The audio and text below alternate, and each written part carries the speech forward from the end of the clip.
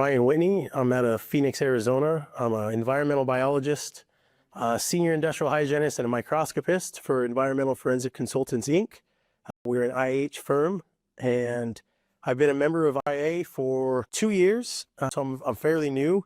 This is the first national convention that I went to, and it's been great. The people are receptive, the vendors are fantastic, and because of this organization, I've made a ton of connections, whether it's in my own backyard in Arizona or outside of it in other states. I think any restorer or anybody that works with restorers should join RIA for the benefits. The benefits, not just the additional cost that they save you for the partners that they make, but the legality of it. They're there to protect restorers and improve cost, pricing, overall appearance for restorers, and move the industry in a positive rather than even neutral or negative. So it's a great organization, wonderful people, inviting people, and very knowledgeable.